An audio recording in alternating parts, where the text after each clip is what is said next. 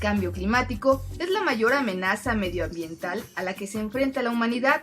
Las emisiones constantes y desproporcionadas de gases por parte de los países industrializados, entre otros abusos de los recursos naturales, están provocando graves modificaciones en el clima a nivel global. Sus consecuencias afectan sobre todo a los países en vías de desarrollo y se traducen en inundaciones, sequías, huracanes y todo tipo de desastres naturales que dejan a la población desvalida y sin medios para subsistir.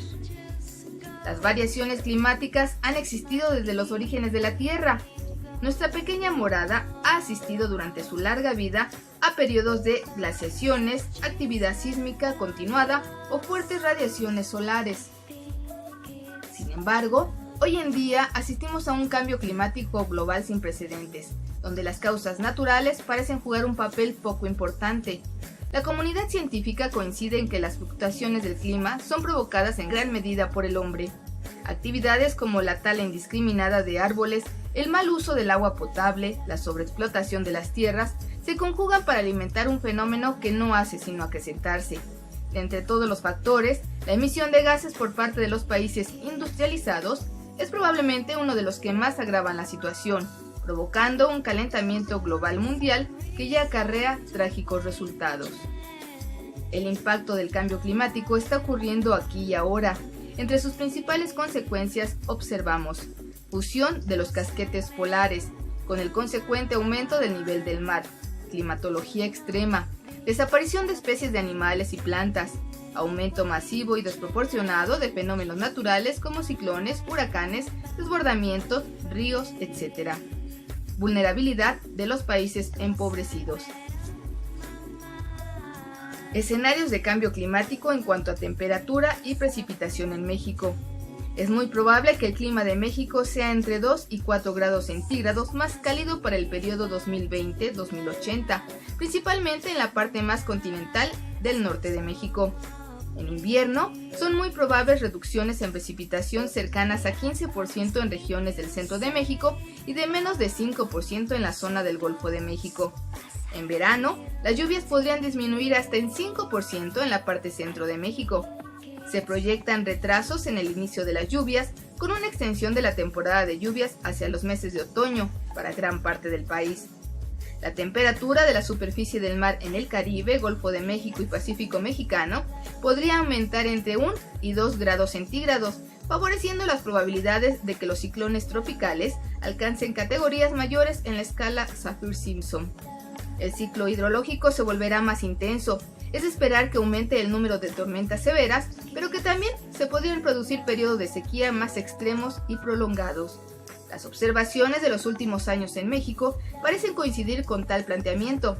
Incendios forestales, posibilidad de un mayor número, se verán afectadas en su distribución mayormente los pastizales, matorrales y los bosques de encino. Para 2050 se proyecta un incremento drástico en el porcentaje afectado, ya que entre 53 y 62% de las comunidades vegetales estarán expuestas a condiciones climáticas distintas a las actuales.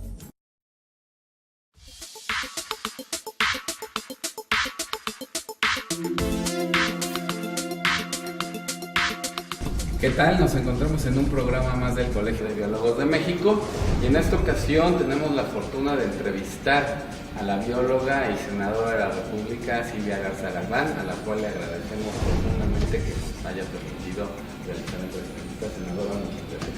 No, al contrario, Ricardo. Muy buenas tardes. Buenas tardes, colegas, buenas tardes, amigos y amigas que nos ven por este canal del Colegio de Biólogos. Y para servirte. Muchísimas gracias. Pues tenemos inquietudes en el colegio, normalmente nos reunimos mes a mes diversos compañeros de biólogos y uno de los temas que más nos interesa y obviamente está en boca de mucha gente, no nada más de especialistas de medio ambiente, de cambio climático, y tener a una colega presidiendo la Comisión Especial de Cambio Climático en el Senado es muy importante y lo valoramos muchísimo. Entonces, en ese sentido, a las inquietudes rondan principalmente en qué tanto a partir de ser senadora, y bueno, se viene desde atrás, pero qué tanto se ha podido permear en la mente de ya no de la gente, de los funcionarios, de los gobernadores, etcétera, la parte de cambio climático? Fíjate que haces una pregunta muy interesante, estimado Ricardo, porque no solamente lo del cambio climático se puede quedar en un papel. Creo que la parte más interesante es la cuestión transversal de todas las secretarías, de las diferentes estructuras o de los diferentes órdenes de gobierno, que es el federal, el estatal y el municipal. Creo que nos falta muchísimo por avanzar.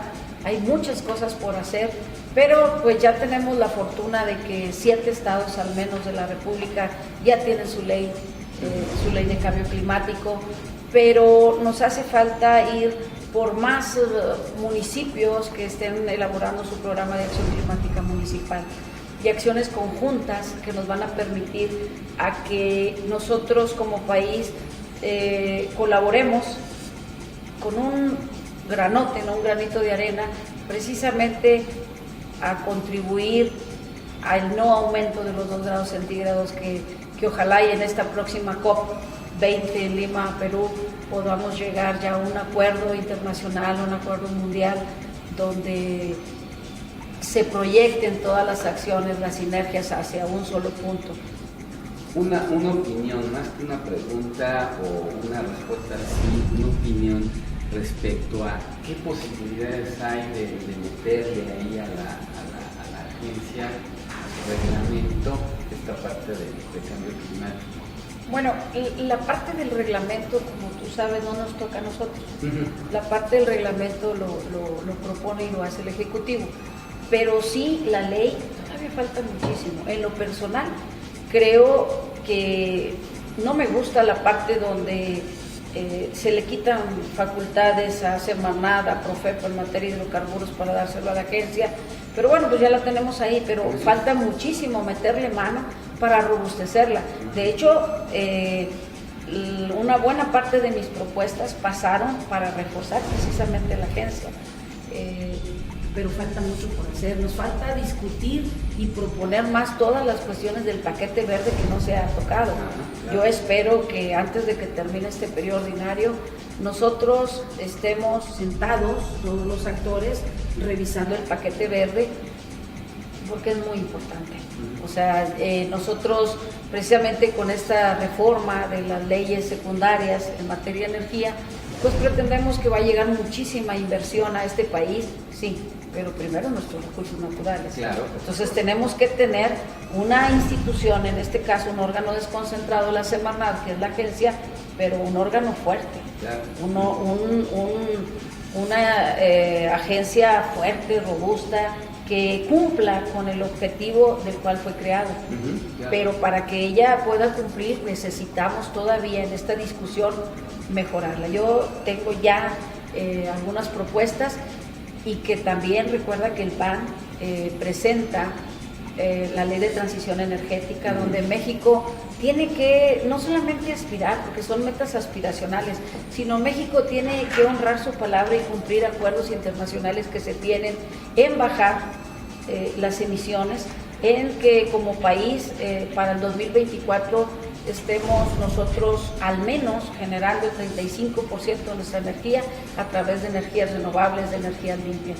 Creo que la ley de transición energética que va a derogar la ley del aprovechamiento de la energía renovable y financiamiento de la transición energética y la ley del aprovechamiento sustentable de la energía se convierte en este proyecto de ley que tenemos, de esta iniciativa que ya fue presentada y que va en el esquema que presentamos a garantizar que México en el 2024 al menos el 35% de la energía esté generada, producida por energía renovable. Y eso es muy importante. Y un comentario que las instituciones son creadas, las leyes, y eso está muy bien, pero también quien las ejecuta son las personas.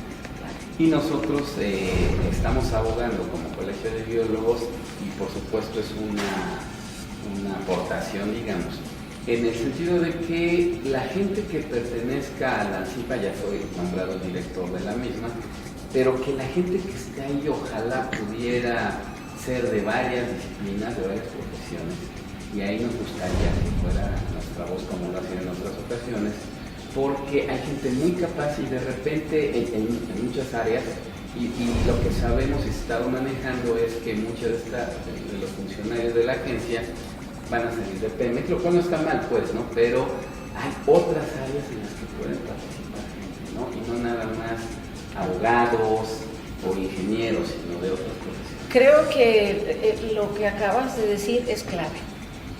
En esa parte que hablaba de robustecer a la agencia, precisamente una manera de hacerlo es que los integrantes, o sea, los que ahí trabajan, tienen que ser de diferentes disciplinas, porque eso le va a dar la riqueza y la solidez de las determinaciones que tienen que hacer.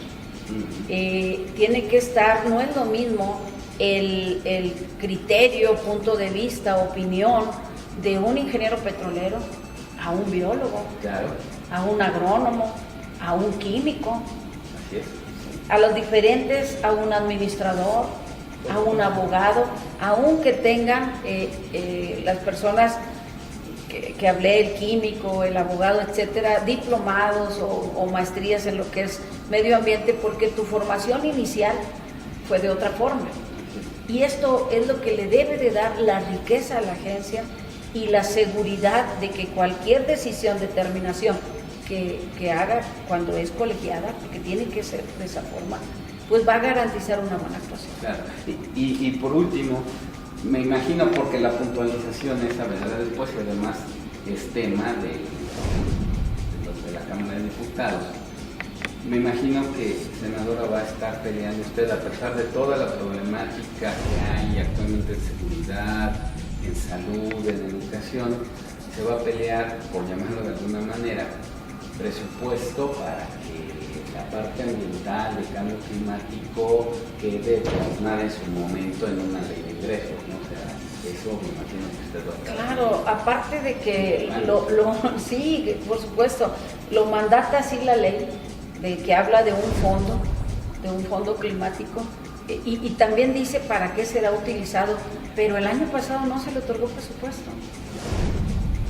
Y el año pasado se habló que se le otorgó de 150 millones, pero no se sabe si se le otorgó o no se le otorgó. Entonces, hoy creo que tenemos que estar muy, muy cercanos de nuestros compañeros diputados de las comisiones de Medio Ambiente y Cambio Climático y de las de presupuesto, para solicitarles que exista una partida, pero una partida que sea digna para este tema, porque no podemos estar presumiendo a nivel mundial que somos los primeros y que nos hemos distinguido, etcétera, etcétera, cuando a la hora de la realidad, a la hora que se otorga el presupuesto, no exista nada. Entonces no podemos ser candil de la calle y oscuridad de la casa. Claro. Bueno, pues como pueden todos ustedes ver, la senadora, además de conocer del tema, le apasiona, sabe.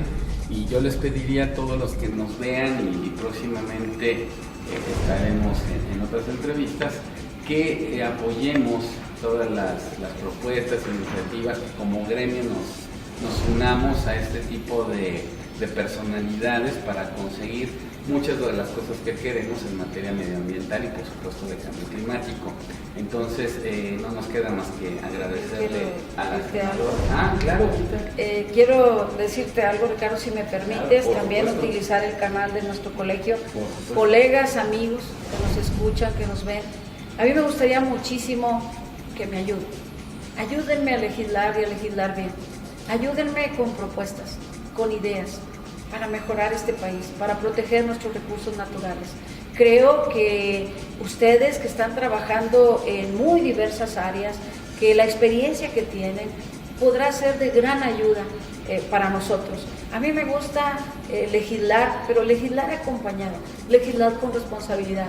Y hoy les pido, les solicito que me ayuden a hacerlo bien, a hacerlo dignamente, pero sobre todo compartir esa responsabilidad que es el legislar, y pedirte y solicitarte a ti, presidente, que si podemos utilizar tus canales, el correo del Colegio de Biólogos, para que nos ayuden ustedes que nos están viendo a propuestas, a ideas, etcétera, y así tener una coordinación más cercana y más eficiente. Claro, bueno, pues como ustedes lo están escuchando, normalmente todos, no nada más los biólogos, nos quejamos mucho de que nuestros representantes, nuestras autoridades no nos escuchan, no nos dan la posibilidad de trabajar con ellos, de emitir opiniones, etcétera. Yo creo que han escuchado ustedes la propuesta de la senadora y está en nosotros poder participar con ella y hacer que el gremio sea bastante fuerte como lo está haciendo. Déjenme decirles que la senadora es un miembro activo del Colegio de Biólogos de México, lo cual estamos muy agradecidos y por supuesto la invitación yo también se la reitero a participar mediante el correo, Twitter, Facebook, todas las redes sociales que tenemos hoy en día para trabajar de la mano con la senadora. Aquí lo hemos dicho, somos apartidistas pero no apolíticos.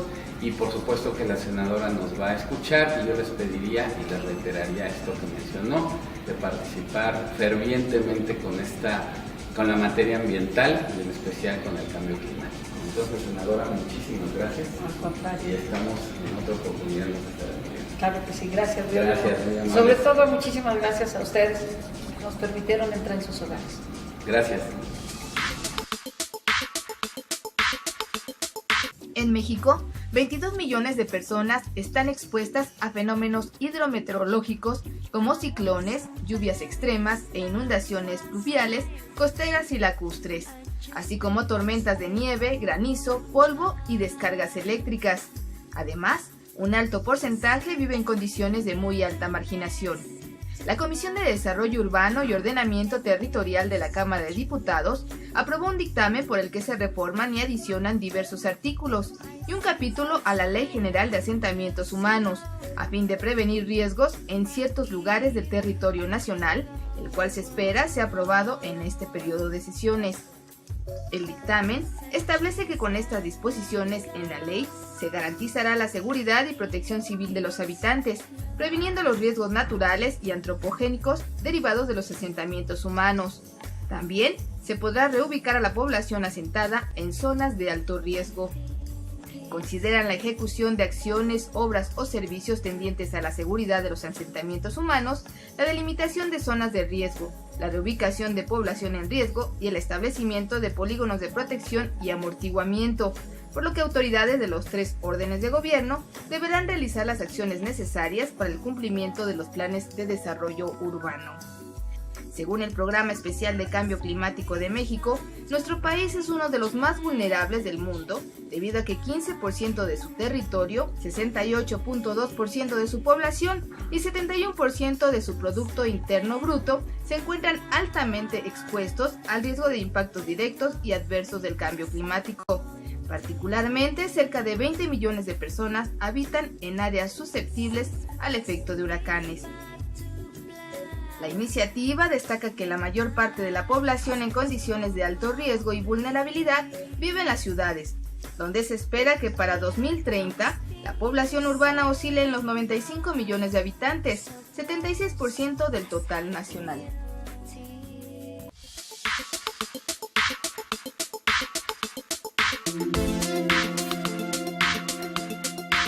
¿Qué tal? Nos encontramos hoy con el diputado Ramón Antonio Zampayo. Él es el presidente de la Comisión de Cambio Climático de la Cámara de Diputados, a cual le agradecemos mucho que esté en nuestras cámaras el día de hoy. Diputado, muchas gracias. No, gracias a ustedes por esta entrevista. Muy amable. La primera pregunta que queremos hacerle es respecto a la ahora ya aprobada, anunciada y en trabajo, la reforma energética, las leyes en la materia, y un punto importante es la creación de la Agencia Nacional de Seguridad Industrial y Protección al Ambiente, que tiene que ver con esta reforma energética. Y encontramos en la ley, al leerla y en el reglamento que se está proponiendo, la falta, quizás un poco a nuestro punto de vista, del tema de cambio climático. El reglamento está ahorita trabajándose. El diputado, no sé, nos pudiera dar su opinión o lo que se está trabajando y cómo va a incidir el cambio climático en la ley, en la agencia y su reglamento. Bueno, por la parte de cambio climático, como tú sabes, ya tenemos una ley general de cambio climático que fue publicada en los 2012. Es una ley que está bastante completa, es una ley que hace a México pionero en materia de cambio climático y en materia legislativa sobre todo. Creo que México ha recibido muchos reconocimientos por contar ya con esta ley como país. Entramos a cuestiones de dinero y del trabajo de los diputados, de los legisladores en su conjunto. Es que se habla mucho ahorita de los recursos que hay que destinar a educación, a salud, a combate a la delincuencia, etcétera, que es de suma importancia. Pero un tema tan socorrido que llama tanto la atención, que sabemos que nos afecta tanto como la delincuencia organizada, inclusive con los desastres que aquí mencionaba usted. Ustedes como legisladores, sí, en pues ya estamos seguramente, bueno, tiene más información usted referente a ahorita el presupuesto. Sí hay la posibilidad y ha habido este manejo del presupuesto hacia paliar, mitigar, prever, etcétera, los efectos del cambio climático. O sea, los gobernadores sí se acercan, ustedes como legisladores sí destinan presupuesto ya para esto.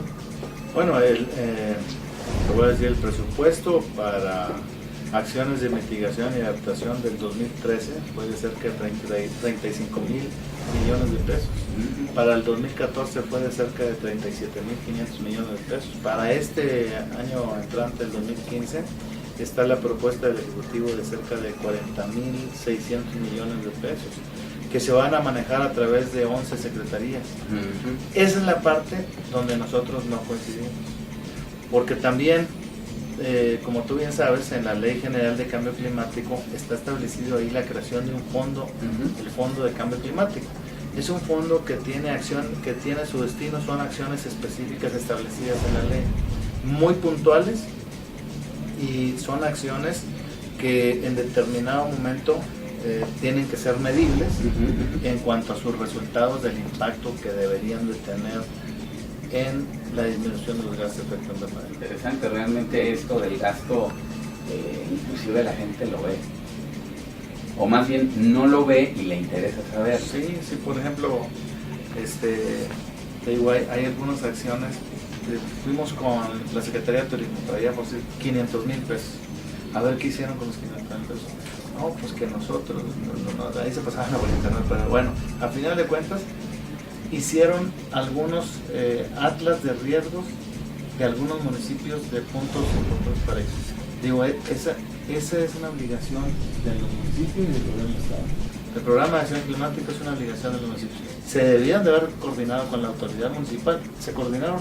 No, eso lo hicimos nosotros. Bueno, están invirtiendo doble. Lo que el municipio anda buscándole, rascando recursos, de ver cómo consigue para sacar sus datos de riesgo, o para actualizarlo, o para sacar los programas de acción climática. Ya lo hizo por un lado, a su modo, la Secretaría de Turismo. Entonces yo decía, si esos 500,000 hubieran estado en el Fondo de Cambio Climático, ténganlo por seguro que nosotros lo hubiéramos destinado a los municipios para que ellos llevaran a cabo esos programas de acción climática. Sí, pues es que hay que trabajar mucho con ellos. Y, bueno. Y ahí hay los que, yo creo que ustedes son los que deben empujar mucho, porque ahí se potencializa la generación de empleo por favor. Claro. Porque imagínate que ustedes puedan tener acceso a esos 40,000 millones de pesos. Ponen tú que no todo, ¿verdad? Porque gran parte va para estudios que va a hacer la Semarnat a través del Instituto Nacional de Ecología y Cambio Climático. Otros van para Zagarpa, para programas forestales y todo eso. Pero de los 40,000 quedaría una parte importante para que se destinara precisamente a muchos despachos, oficinas ambientales, para hacer los estudios, programas de acción climática, para hacer evaluaciones de riesgos, zonas vulnerables, para llegar con los gobernadores y decirle al gobernador, a lo mejor tú no le entiendes a esto, tu gente no lo entiende, pero yo traigo un despacho y yo te bajo el recurso para hacerte esto, ¿no? Sí, entonces, sí, en eso, el colegio está trabajando en eso, junto con otros colegios, tratando de bajar recursos efectivamente para ofrecerle a las entidades, sobre todo municipales, que son las que menos posibilidades tienen. Sí, porque el municipio dura 3 años. El alcalde, 2. no, pues el alcalde, si así trabajar al 100, 2. Llegan sin recursos. Lo poquito que tienen, pues la demanda de la población es luz, agua, calles. ¿Sí? Pero el presidente quiere, bueno, pues una placita, un jardincito, pero que le digan, oye, pues métele para que 2 millones de pesos para hacer unos estudios de ¿verdad? Sí, No lo van a hacer. Claro. No lo van a hacer. Sí, primero la obra. Primero la obra, ¿por qué? Porque está en un puesto político, la gente le pidió, la mayoría de la gente cuando vas en campaña no te piden, oye, pues inviértale a acciones de mitigación porque el cambio climático, ¿no? Lo ven como, ¿verdad? Claro. Lo ven muy lejos eso, ¿no? Entonces, esa es la parte que todavía no se entiende en la administración, como tenemos nuestro sistema político, ¿no? Y menos si los recursos los agarra, por ejemplo, estas 11 secretarías, y ellos son los que a final de cuentas aplican en los destinos de esos recursos, ¿no? Como en el caso que te digo de turismo, ¿no? Que dijeron, a ver, ¿cuáles son mis destinos más importantes? Pues que Acapulco, ¿sabes qué? Ahí hay asunto. Dije, ¿saben qué? Hubieran comprado, hubieran ido con el municipio o con la Conagua para ver cómo estaban sus sistemas de detección, de monitoreo meteorológico, para monitorear realmente las temperaturas, para poder tener unos antecedentes históricos, decir, oye, ¿sabes qué? Estos destinos en estas fechas son muy peligrosos, pero ya es información para la Secretaría de Turismo que sí le va a servir, pero también para prevenir al turista, ¿no? Claro, pero diputado, con tanta desigualdad que hay en este país, de repente también efectivamente los políticos van en la calle y lo que menos les van a pedir es elementos para mitigar el cambio climático, que aunque ellos lo ven o les afecta, pues no, mejor, ¿sabe qué? Pues en mi calle no hay luz. Claro. Pero si llegas con un recurso etiquetado, o sea, llegas con un recurso y te dice, oye, esto no es ni para la luz, ni para esto se te va a gestionar, pero para detectarte tus zonas vulnerables en tu municipio. Pues órale. Yo ni sé de qué se trata, pero échamelo. Claro, ¿sí? No, pues gratis hasta. Sí, pero no hay eso. O sea, si yo estoy seguro que si en el fondo de cambio climático, si tú agarras de la ley, te fijas a dónde se va a destinar, ahí sobraría muchos despachos como ustedes, biólogos, ambientalistas, para ver dónde se aplican recursos en materia de cambio climático, de prevención de riesgos, vulnerabilidad, cosas. Pues hay que trabajar mucho en eso y bueno, pues le agradecemos mucho, diputado, su atención y tiempo. No.